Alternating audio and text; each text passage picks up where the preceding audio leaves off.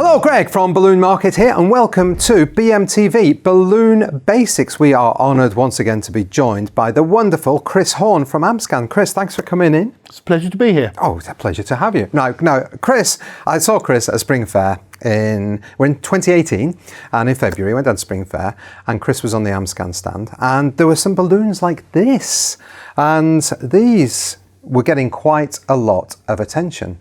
And Chris was saying that he gets asked a lot how you do it, weren't you?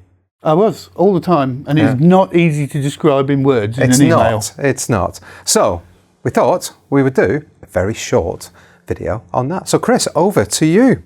Okay, so what it is an orb, solid colour orb, inside a clear latex printed balloon. And there's just a couple of little things that you need to know to make it work properly. So the first thing is that we're going to use a 15-inch sympathic latex, and I think the 15-inch is quite important because it's the same size as the orb.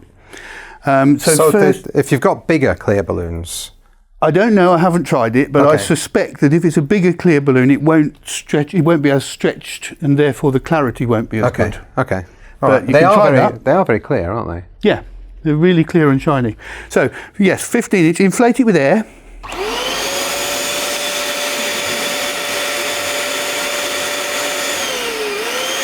Go as big as you dare, because you want to stretch it out nice and tight. Just hold it for a second so that the latex will relax down a little bit. So you've got to pre-inflate it. You're trying to stretch it so that it'll take the full orb. Yes, even when this is folded up, it's quite a bulky item, so you need to stretch the balloon out. Oh, excuse me. Hold that to reduce the noise. Then let it down. That's a little tip in itself. Yeah, just to reduce the noise of the balloon. Just stop it flapping about, and that then it'll happens go sometimes quiet. in the office when one person's on a phone, one person's just deflated a balloon. You've got to deflate it quietly. Yeah, good tip. I can imagine the person on the other end of the phone wondering what on earth's going on. Take the orb and then fold it lengthways to get it quite thin, and then fold it up like that, so that it becomes as small as reasonably possible. Yeah. Now, you've given me this thing. I've introduced Chris to a castration tool. Yes.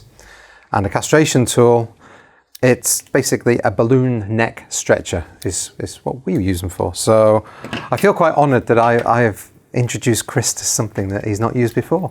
Well, I've heard of these things, but don't diminish my introduction. Not tried them, but yeah, here we go. New thing for me too. So you do need to push the neck of the balloon well onto the pins of the tool so that it inflates, so that it stretches out the body of the balloon and not just the neck. And then that does make it, I will concede that does make it a lot easier to push that inside there. So yeah. Because before you just use you can just use your fingers, can't you? You can, and I do. But I'm now I like gadgets, so I'm now going to go and get one of those on expenses and have to explain it to the finance team afterwards, which would be quite funny. So the orb is now inside the latex balloon. And what we now need to do is to inflate the latex with air again, so that it's big enough to take the orb as it inflates. So about there. You don't need to go all the way, because obviously as we're inflating the orb, it's going to push the latex up further. Then the helium latex nozzle goes inside the orb, and off we go. So you're just effectively inflating the orb like a double bubble as normal, but if we go much further than this is going to burst, because this is now up to capacity. At least once or twice throughout the procedure, you've got to let the air out of the latex and then carry on. So you're just using your judgment there as But all the time you need to maintain an air gap between the orb and the latex, because otherwise the latex will stick to the orb and split. So just keep letting it down a little bit, and then now we should be able to take the orb up full. And then the last bit is to get the air out from between the two. So I just push the orb up against the top of the latex there and allow the air to escape. There we go. You may need just to pull this open and stick your finger inside just to let the last little bit out, but that one works really well. Yeah, that's having really to do well. that.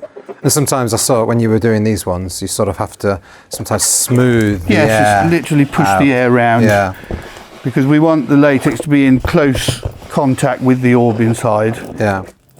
and job done. It's far simpler than I thought it was going to be. Yes, as long as you remember those two things about letting the air out repeatedly Yeah. and maintaining an air gap at all times, then there should be no issue. And that way you can put whatever print you like onto whatever colour orb you fancy. Yeah. And it opens up all sorts of possibilities. It does. That's fantastic. Chris, thank you very much for that. There you go. Enjoy.